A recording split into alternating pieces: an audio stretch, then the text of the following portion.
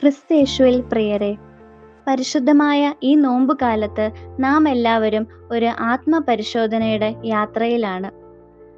ഈ യാത്രയിൽ ആ കുരിശിനോട് ചേർത്ത് നമ്മുടെ ജീവിതങ്ങളെയും ക്രമപ്പെടുത്തേണ്ടിയിരിക്കുന്നു.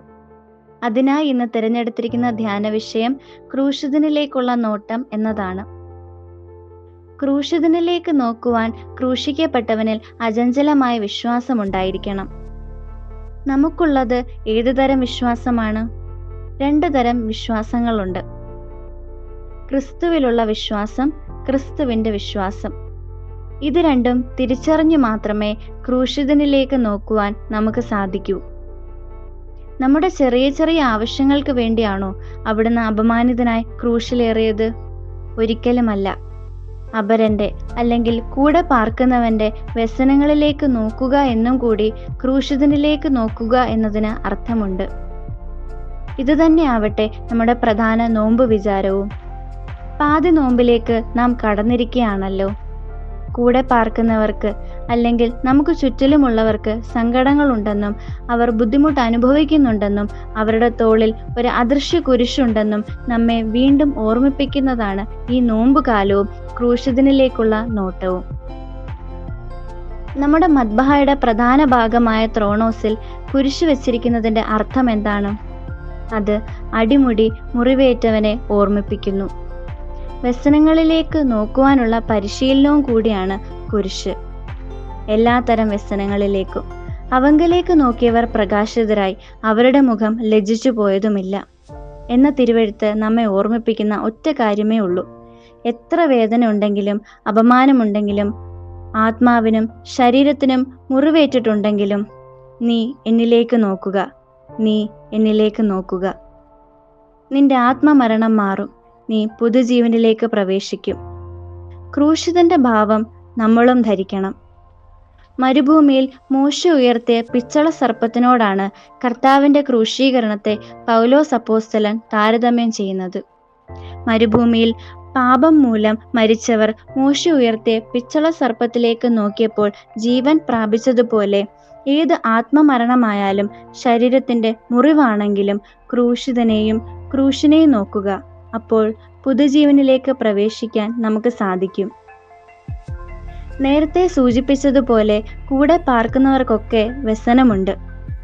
ദേവാലയത്തിന്റെ ഏറ്റവും പ്രധാന സ്ഥലത്തുള്ള ക്രൂശിതനായവനിലേക്ക് ഉറ്റുനോക്കിക്കൊണ്ട് ഈ നോമ്പുകാലത്ത് നമ്മുടെ പരിസരങ്ങളിലുള്ള ഏറ്റവും ദുഃഖിതരായ അപമാനിതരായ മനുഷ്യരെ നമ്മുടെ പ്രാർത്ഥനയുടെ കേന്ദ്ര സ്ഥാനങ്ങളിൽ ചേർത്ത് വയ്ക്കാം.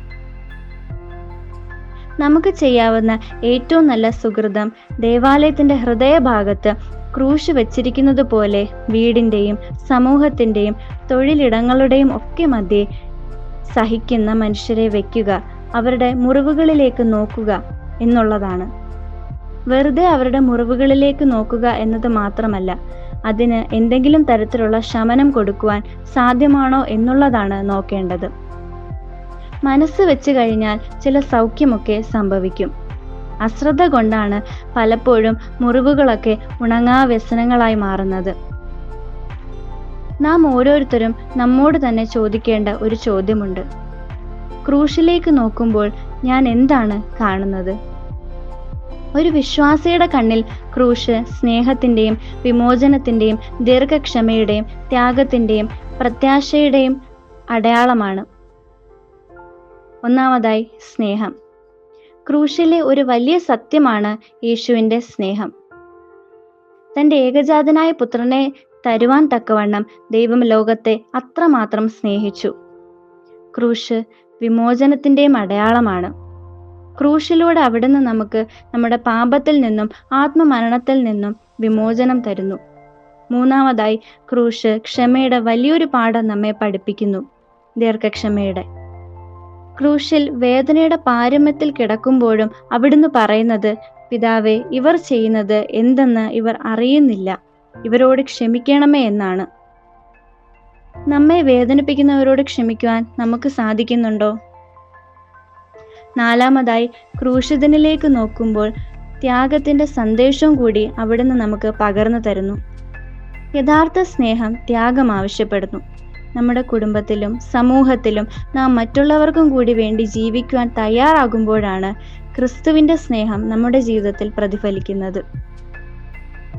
പ്രിയരെ, ഈ നോമ്പ് കാലത്ത് മാത്രമല്ല, നമുക്ക് ലഭിച്ചിരിക്കുന്ന ഈ ആയുസ്സിന്റെ എല്ലാ ദിവസവും ക്രൂശിലേക്കും ക്രൂശിതനിലേക്കും നോക്കി നമുക്ക് നമ്മുടെ ഹൃദയങ്ങളെ അവിടത്തേക്ക് പ്രിയമുള്ള ഹൃദയങ്ങളാക്കി മാറ്റാം.